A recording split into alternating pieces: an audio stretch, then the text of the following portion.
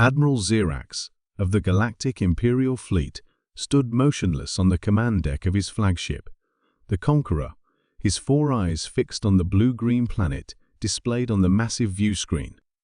Earth, the most insignificant backwater world in the entire Andromeda sector, had somehow become the Empire's greatest concern overnight. "How?" he whispered, his scaled fingers clenching into fists.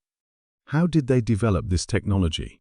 His second-in-command, Commander Thalox, approached with caution. "The reports are confirmed, Admiral. The humans have activated a planetary shield, unlike anything we've ever encountered.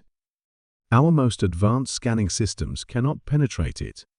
For 3,000 years, the Galactic Empire had expanded unchallenged across 17 galaxies. Every civilization they encountered either joined willingly or fell before their superior technology and military might.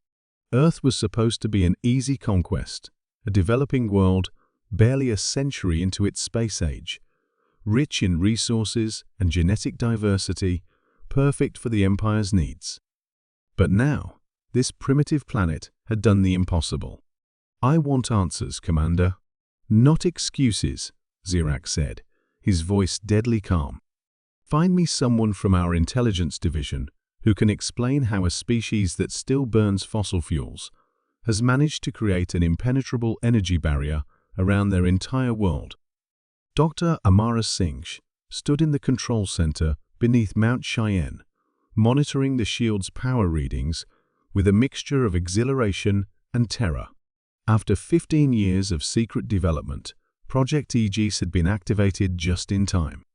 The alien armada had appeared at the edge of their solar system 3 days ago, exactly as the intercepted transmissions had warned. "Power consumption stable at 82%, reported her colleague, Dr. Kai Chen. "The quantum entanglement matrix is holding." Amara nodded, brushing a strand of gray hair from her face. "And our visitors?" General Williams stepped forward, his weathered face grim. 27 warships, now in high Earth orbit. "They've been transmitting the same message for the past 6 hours: surrender and dismantle the shield, or face extinction.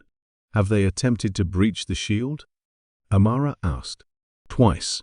Concentrated energy weapons of some kind," answered Williams.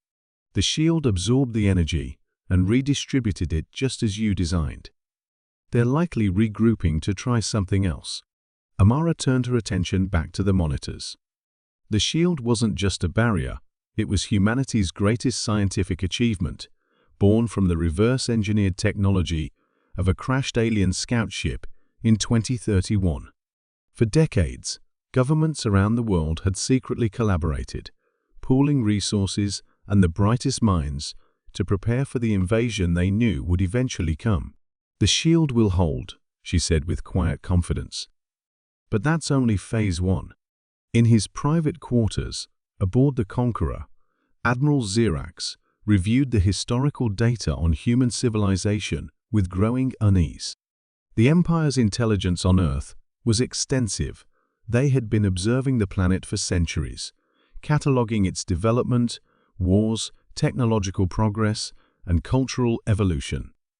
Nothing in their data suggested humans possessed the scientific knowledge necessary for creating quantum shield technology. Unless a cold realization washed over him. Computer access records of all Imperial vessels lost in Sector 97 Alpha in the last century. The computer displayed a list. It was short. The Empire rarely lost ships. But there was one entry that caught his attention. Scout ship Epsilon 12, declared missing after failing to return from a routine survey mission to the Sol System 44 Earth years ago. "They found our ship," Xerax thought. "They've been preparing for us all this time." A chime announced an incoming communication. The Admiral composed himself before accepting. "Supreme Regent," he acknowledged, bowing his head to the holographic figure that appeared. Admiral Xerax, the Supreme Regent's voice was like ice. "I am most displeased with your progress. Earth was to be secured within a standard rotation. Instead, I hear reports of an impenetrable defense system. The situation is unexpected, Supreme Regent. The humans appear to have acquired advanced technology. I am not interested in excuses, Admiral. The Empire requires Earth's resources and genetic material. Our Biological Engineering Division has already prepared integration protocols for human specimens. Failure is not an option. After the communication ended, Xerax ordered a full assault. If the shield couldn't be penetrated by conventional means, perhaps overwhelming force would reveal a weakness. Amara watched on the monitors as the alien fleet arranged itself in formation around Earth. The shield's sensors detected massive energy buildups across all 27 vessels. They're preparing for a coordinated attack, General Williams announced. Amara exchanged glances with Dr. Chen. Time for Phase 2. Chen nodded. The emitters are charged and ready. General Williams looked between them. You're certain this will work? We only get one shot at this. The principle is sound, Amara replied, though her voice betrayed a hint of uncertainty. The shield doesn't just block energy, it can channel it. When their weapons hit simultaneously, we'll capture that energy and redirect it through the quantum entanglement matrix. Williams frowned. To do what exactly? Amara's eyes hardened. To send them a message they won't forget.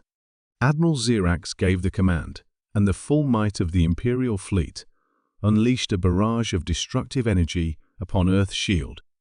Planet cracker beams, quantum disruptors, and gravitic torpedoes weapons that had brought entire civilizations to their knees, all focused on a single world. The shield flared brilliant blue under the assault, seeming to waver for a moment. Continue the attack, Xerax ordered, sensing victory. The barrier is weakening. But Commander Thalox noticed something alarming on his instruments. Admiral, I'm detecting unusual energy patterns. The shield isn't weakening, it's absorbing our weapon's energy and channeling it somewhere. Before Xerax could respond, a blinding pulse erupted from Earth's surface, rising through the atmosphere and expanding outward in a perfect sphere of translucent energy. As it passed through each Imperial ship, their systems went dark. On the Conqueror, panic spread as control panels failed and emergency lights flickered on. Report, Xerax demanded. All weapons systems offline, Thalox replied, frantically working his dead console. Propulsion, communications, life support, everything except minimal power has been neutralized. A transmission broke through on their emergency channel.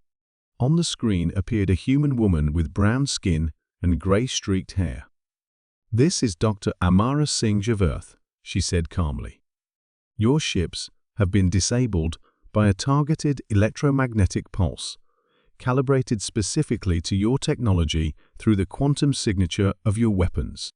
Your life support systems will remain functional for 30 days, sufficient time for you to send a message to your empire. Xerax stared in disbelief. That message is simple, Dr. Singh continued. Earth is off limits. We possess the technology to defend our